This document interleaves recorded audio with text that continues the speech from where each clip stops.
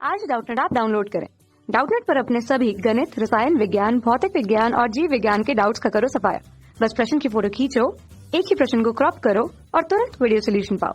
अभी डाउनलोड करें। नमस्कार बच्चों, दिया गया प्रश्न है, यदि चालक तारों से बनी कुंडली को स्थायी चुंबकों के ध्रुवों के बीच घूर्णन कराया जाए तब इसकी गति के कारण धारा उत्पन्न होती है। तो इस उपकरण को क्या कहते हैं? विकल्प क्रमांक एक प्रश्न में दिया है विद्युत मोटर, दूसरा एक विद्युत जनरेटर, तीसरा एक विद्युत चुंबक और चौथा उपरोक्त सभी। तो इस विकल्पों में सबसे पहले शुरुआत हम लोग एक विद्युत मोटर से ही करते हैं ना।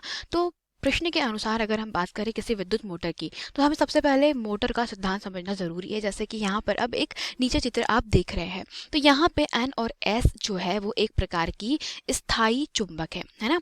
तो ये स्थायी चुंबक N और S है। तो यहाँ पे अब इन चुंबकों के कारण जो चुंबकीय क्षेत्र होगा वो कैसा होगा? N से S की तरफ, मतलब N से S की दिशा में इस प्रकार से यहाँ पे चुंबकीय क्षेत्र होगा। परंतु अगर आप देखें, जैसे कि यहाँ पर आप देख रहे हो चित्र, यहाँ पे इस चित्र में आप बैटरी को साफ साफ देख सकते हैं। तो परिपथ में क्या लगी है? बैटरी। तो बैटरी लगी है, कहने का मतलब ये है कि परिपथ में यहाँ पे कुंडली जो है उसमें प्रवाहित हो रही है धारा। तो आप कहेंगे कि यहाँ पे धारा प्रवाह के कारण क्या हो रहा है बच्चों?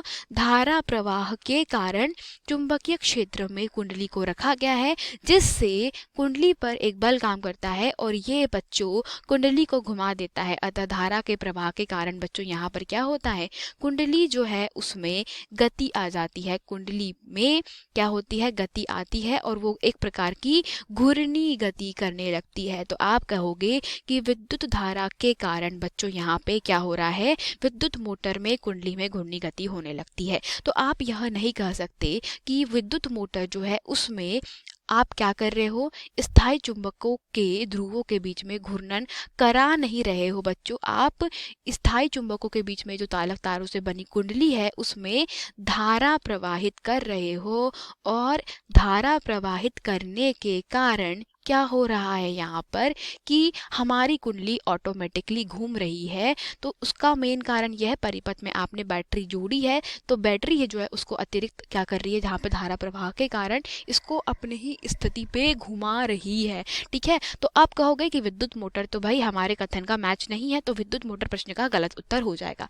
इसी प्रकार से एक विद्युत जनरेटर को देख लेते हैं। विद्युत जनरेटर में क्या होता है? ये है दो हमारे स्थायी चुंबक N और S। चुंबकीय क्षेत्र कैसा होगा? N से S की तरफ।